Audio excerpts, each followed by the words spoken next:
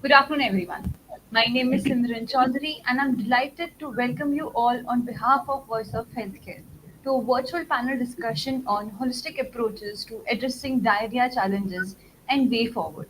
This event is organized by Voice of Healthcare, supported by United Global Compact Network India and Dr. Reddy's Laboratories. Diarrheal disease remains a significant public health challenge in India, impacting millions of lives every year. Despite advancements in healthcare, the burden of adult diarrhea continues to be a major concern, particularly among children and vulnerable population. Today, we are honored to have an esteemed panel of experts who will share their insights, experiences, and strategies to address these challenges comprehensively. Now, I would like to welcome our esteemed panelist for today's discussion. Dr. Jayesh Lele, immediate past National Vice President and Honorary Secretary General, Indian Medical Association. Welcome, sir. Dr. Somnath Singh, Deputy Director, UN Global Compact Network. Welcome, Dr. Somnath. Dr. K. Madan Gopal, Advisor, Public Health Administration at NHSRC, Ministry of Health and Family Welfare, Government of India. Welcome, Dr. K. Madan Gopal. Mr. Anuj Reddy, Venture Head, Digital Head, Horizon 2, Dr. Reddy's Laboratories. Welcome, sir. And Dr. Manisha Khurana, founder of Next Edge. Welcome, ma'am. Dr. Manisha shall be leading the discussion as the panel moderator. She will guide us through a series of thought-provoking questions aimed at uncovering holistic solution to the diarrheal disease burden. Now, I hand over the discussion to Dr. Manisha, ma'am. Ma'am, Thank you. Thank you, Simran. So, hi, I'm Dr. Manisha Khurana, and I'm really delighted to moderate this session on holistic approaches to addressing diarrhea challenges and way forward. Sincerely appreciate the presence of our esteemed panelists today. So, my first question is to Dr. Jayesh. What are the current trends in diarrheal diseases in India, and how have they evolved over the past decade?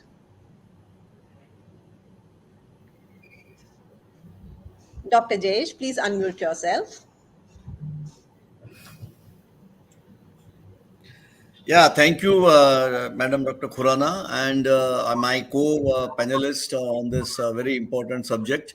I'm very happy to join this discussion.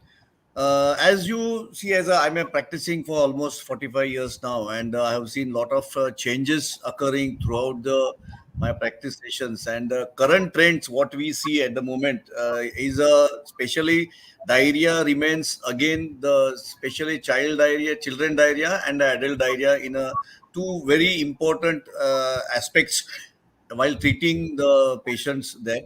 And we have is going to be, I mean, it affects the below 5 years, 5 to 9 years, and then about the 10 years is a different type of things.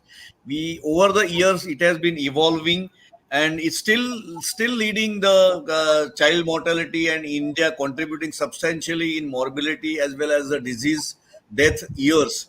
And this we can always see from the graph what we have seen in the global burden, that 50 to 90, 59% has the change has occurred. And our over the period, lot of schemes which the government has positively put forward. That one of the scheme was a wash, that is a water sanitation and hygiene, which has definitely improved upon. But at the same time, what we see in India, when we talk about India, the burden on the rural system, burden on the semi-urban and the cities is little different. Nowadays, people have been using lot of food which has been on the roadside and dhabas and all well. And even though we have been guiding them, we have been telling them. In fact, IMA itself has ran the very important washing hands, one of the very important which we ran some time back, washing hands, how to wash hands and other things. Then again, the good kind of sanitation, good kind of water. And we have been requesting entire our medical fraternity to give advice on that. And so the trend has changed, but the cases have gone down for the adult population, but the children population still remains at a very high in the rural and little poverty line we have in the rural sector, where the guiding about the sanitation is not that proper, where the still disease burden accepts. So we have been requesting on this both the platforms and guiding them. I'm talking only at the moment only on the infectious diarrheas and not the kind of the diarrhea maybe because of the some coming as a rural areas, some fevers along with the diarrheas or some antibiotic with the diarrhea.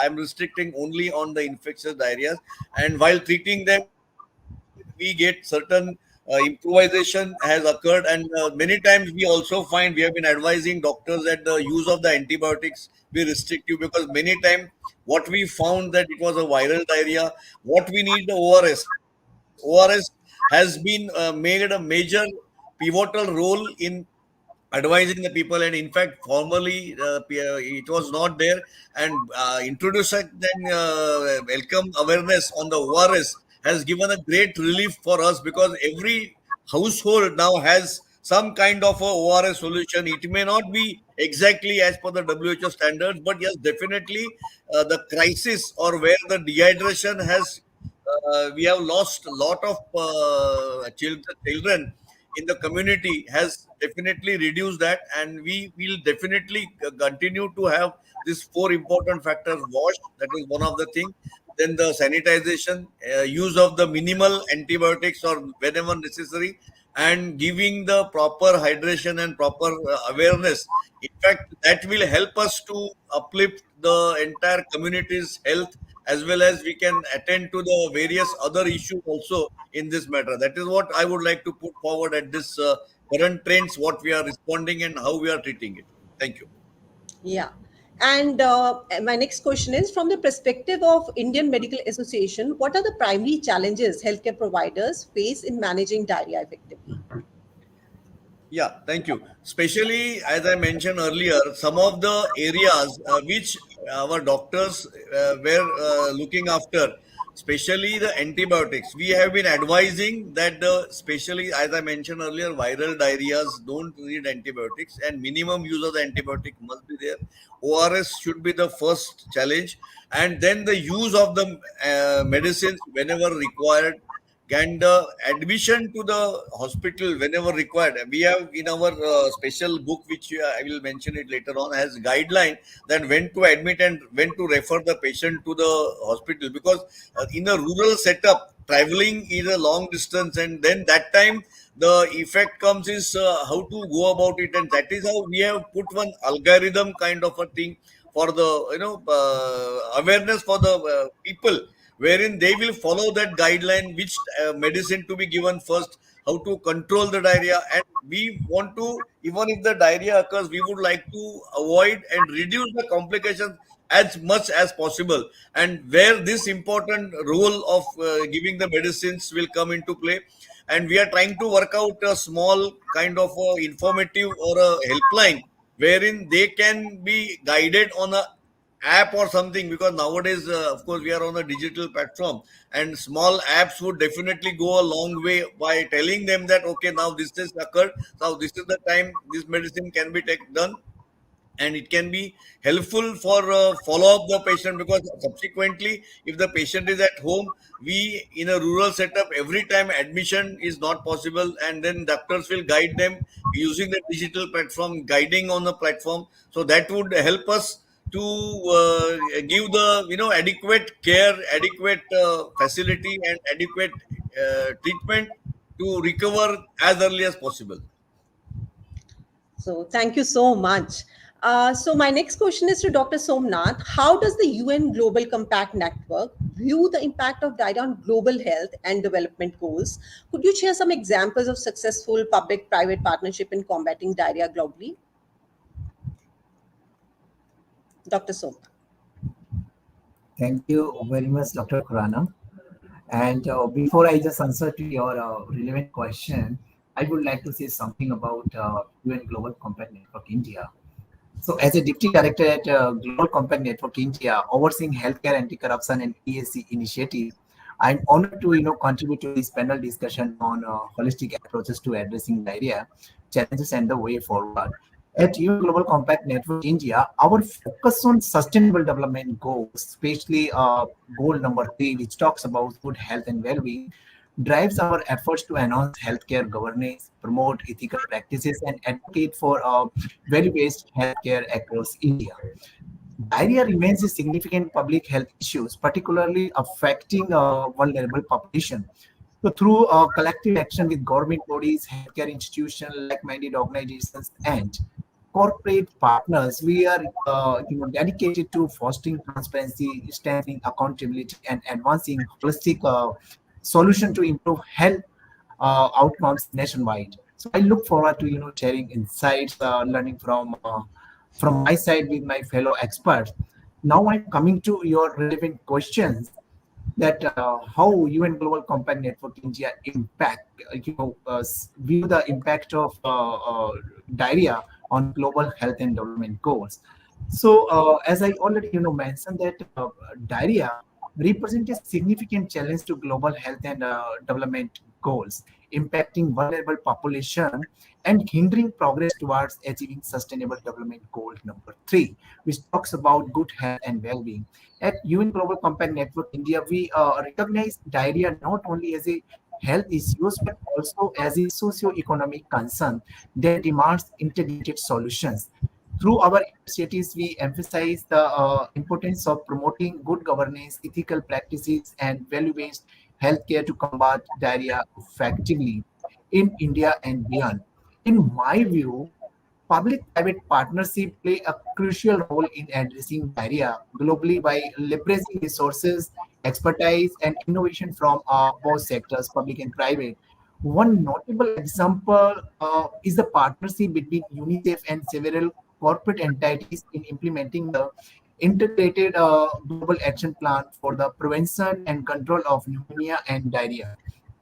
These initiatives focuses on scaling up proven interventions such as improved water, sanitation, and hygiene practices alongside nutritional support and access to vaccine in vulnerable communities, as Dr. Lele has already mentioned.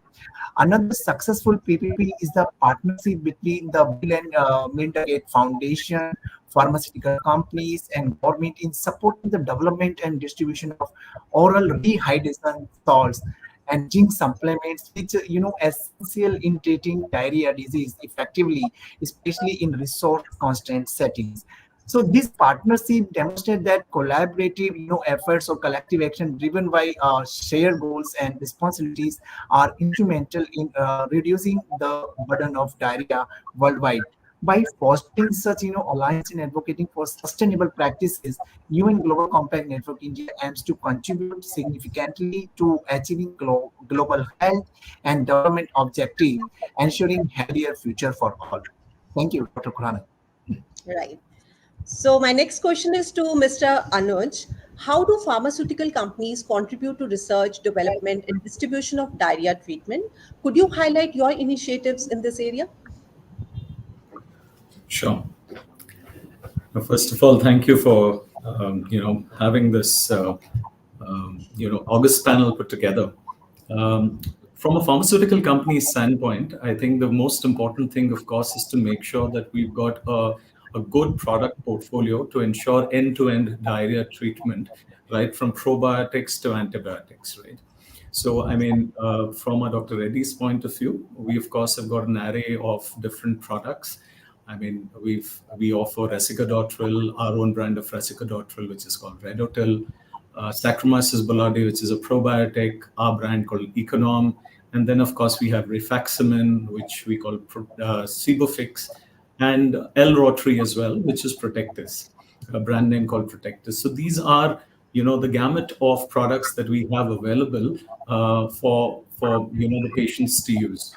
Of course, this is the bare minimum that every pharmaceutical company needs to be doing, and that's something that we continue doing, like everyone else.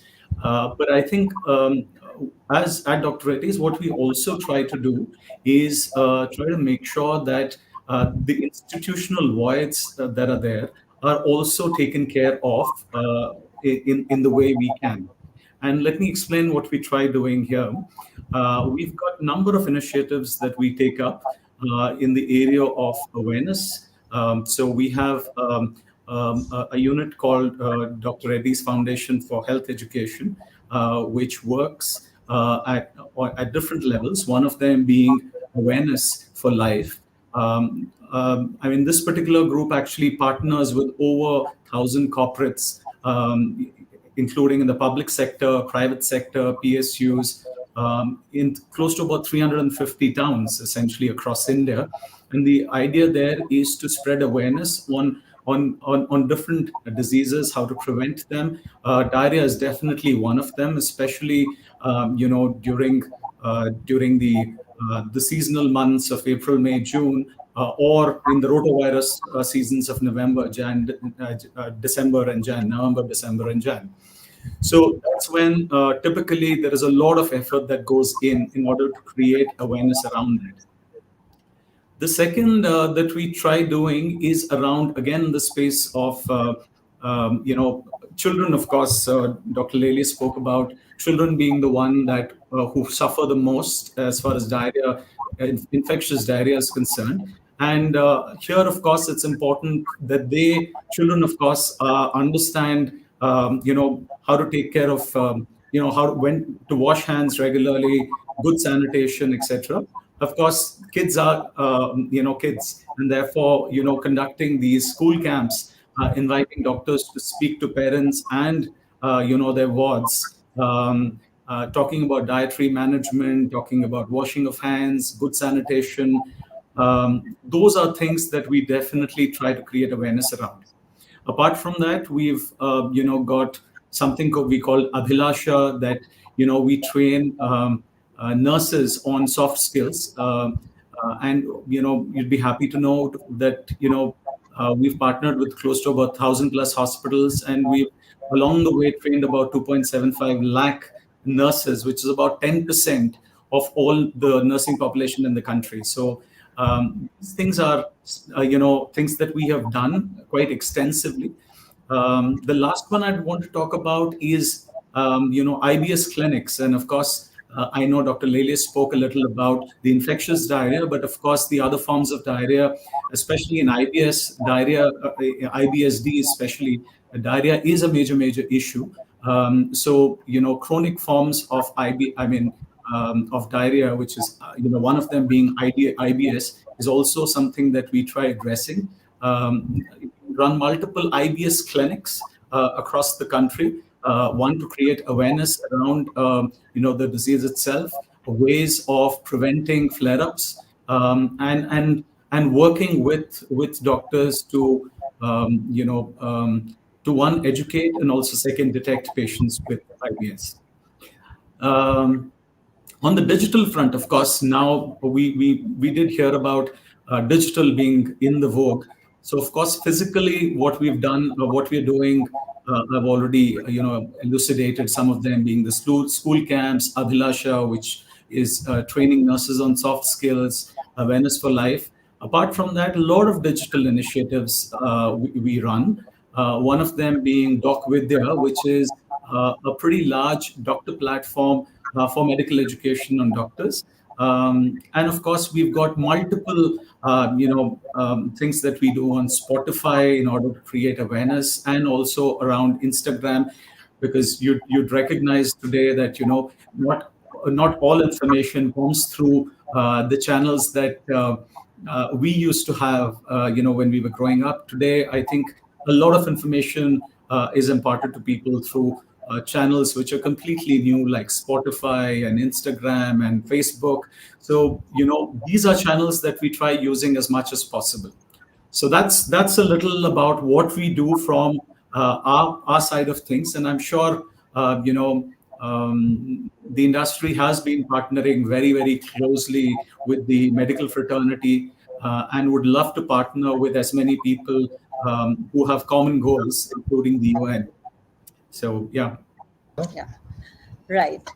So my next question is to Dr. Jayesh. You have been instrumental in creating standardized treatment approaches to chronic adult diarrhea.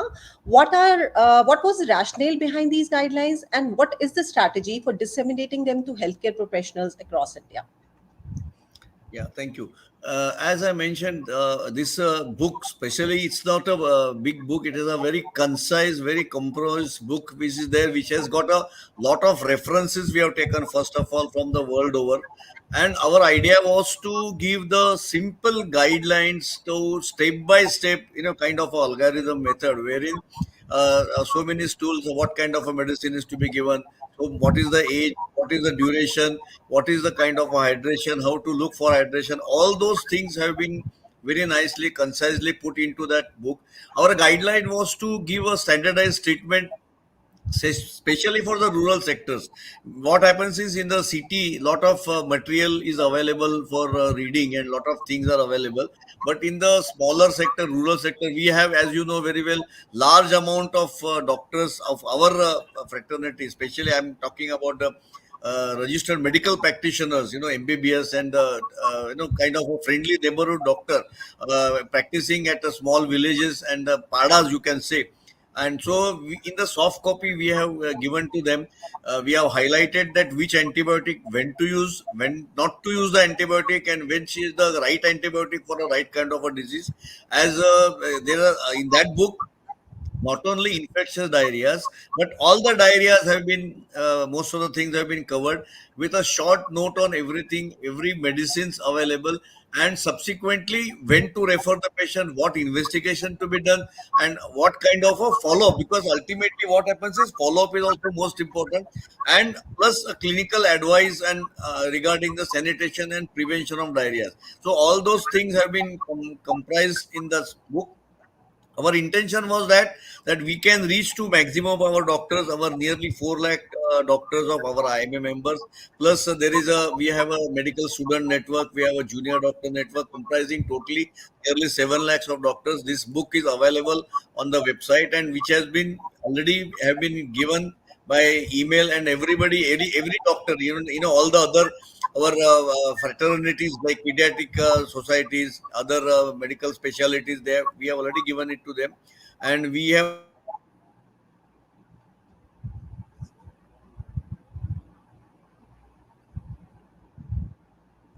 to our I think we lost him. Yeah. Anyways, I'll start asking the next question to Dr. Somnath. Considering the global compact's focus on sustainable business practices, how can ethical consideration be integrated into pharmaceutical industry efforts in diarrhea R&D and distribution? Thank you, Dr. Khurana, once again. And you have actually touched the nerves of UN Global Compact Network India, because the question that you have put up is very relevant to us, because we have been working with different healthcare organization, including pharmaceuticals, and doing lots of R&D to strengthen healthcare sector in India. So thank you very much for putting up these relevant questions. So responding to your question, the integration of ethical consideration into pharmaceutical industry efforts in diarrhea research and development as well as distribution is crucial for advancing sustainable business practices aligned with the principle of UN Global Compact. At Global Compact Network India, we advocate for ethical practices that prioritize patient welfare, equitable access to healthcare, and environmental sustainability. Firstly, ethical consideration in R&D entails conducting research within integrity, ensuring that clinical trials prioritize participant safety and adhere to rigorous ethical standards. Transparency in reporting findings and outcomes is also paramount to building trust and accountability. Secondly, in distribution efforts, ethical consideration include ensuring affordable access to diarrhea treatments, particularly in low resource settings where the burden of diarrheal disease is highest. So pharmaceuticals company can collaborate with government, NGOs, and healthcare providers to develop pricing models that balance profitability with affordability, especially for essential medicines like oral rehydration salt and zinc supplements. Moreover, ethical distribution practices should incorporate environmentally sustainable measures, such as minimizing packaging waste and reducing carbon emission throughout the supply chains. Successful example of integrating ethics into pharmaceutical industry efforts can be seen in partnership that prioritize global health equity, such as collaboration between pharmaceutical companies and international health organization to subsidize or donate essential diarrhea treatments in underserved regions. At Global Compact Network India, we encourage dialogue and collaboration among different stakeholders to promote ethical business practices that contribute to SDG 3, which talks about global health and well-being, and uphold human rights principle in healthcare delivery. So by aligning pharmaceutical industry efforts with ethical consideration, we can achieve sustainable impact in combating dehydral disease and advancing global health goals. Thank you, Dr. Khurana. Hope I respond to your questions. Thank you. Thank you so much. So, my next question is to Mr. Anuj. In this digital era, how innovative digital solution, personalized care solution, be used to promote awareness on disease front, and how effective do you think social media would be for patient engagement and promotion of preventive measures? No, I think thank you for a very thoughtful question. Um, I think social media for sure is something that's pretty much entered everyone's life. So if there's any form of awareness that you need to create, I think that goes without saying that you will need to interact. You will need to interact with your audience through social media. We've been doing that, like I mentioned to you, with different channels like Spotify, Facebook, Instagram, etc. Those are bare minimum necessities if you want to reach to the audience that you want to. Nevertheless, I would want to touch upon a little more about, within diarrhea, you've got, especially when you're talking about, IBS and IBSD, chronic diseases in India, of course, infectious diseases is something that is pretty prevalent. But chronic diseases in India are also becoming more and more, prevalent. Close to about 42% of all adults, the estimate is you would have at least one chronic disease, right? And one of the efforts that we've been doing in the space of IBS, which is irritable bowel syndrome, is trying to see if we can actually create an ecosystem which can help patients suffering from IBS, which is a chronic disease, manage the disease better. Of course, the doctors, play a huge role in imaging, diagnostics, the medical treatment. So these are areas that are pretty well served because I believe we have one of the best, healthcare professionals globally, and I think they do an incredibly good job when it comes to, the diagnosis, the medical treatments, etc. There, of course, is an institutional void which exists around other areas of holistic management that could potentially be personalized nutrition. That could be managing episodes when they occur. This could be around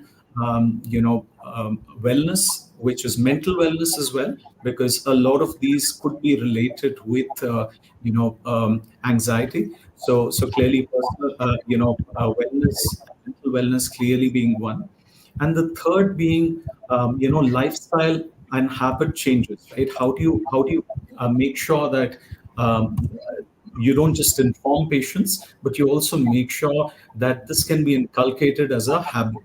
So essentially, we've been using apps and softwares in order to make sure that patients who are suffering from IBS, it could be IBS C, D, or mixed variety. They visit the doctor, they get the medication, and of course, the doctor could potentially recommend to them to be part of this program. And of course, the programs ensures that one, the people get to know about the triggers, what are the foods that trigger them, what are the thought patterns that trigger them, and potentially try to change, their behavior and habits so that they can deal with their disease a lot better. So that's a little that we've been doing, and we of course have got a product called Daily Bloom, which is currently on the market, which tries to impact people's lives who are living with IBS or irritable bowel syndrome. So that's a little about what we've been doing, and I believe that this is just the beginning of all of the digital interventions that are to be seen. I'm quite certain that digital interventions, especially for management, long-term management of diseases, or short-term management of acute infections. These are the interventions that are likely to be here for the long term. So with this, we conclude this session, and this insightful discussion, I truly believe, highlighting the collaborative effort to combat diarrheal diseases in India. The focus on innovative solutions and standardized approaches reflect a strong commitment to improving patient care and achieving global health goals. Thank you very much.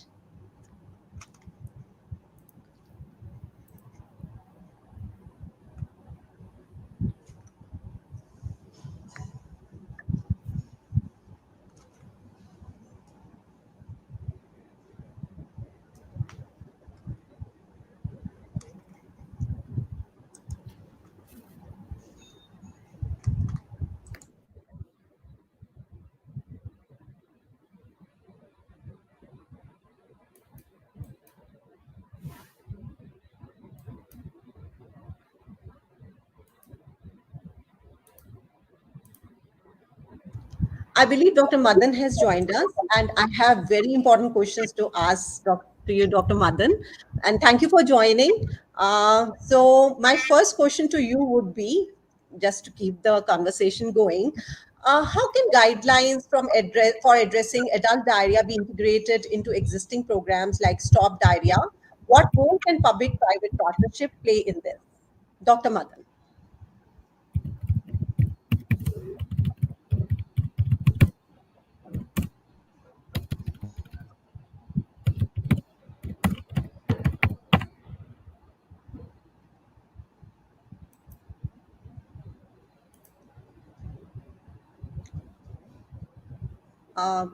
Can you hear me, Dr. Madan?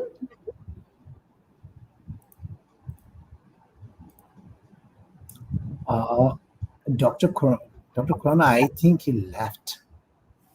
Okay. Please check. All right.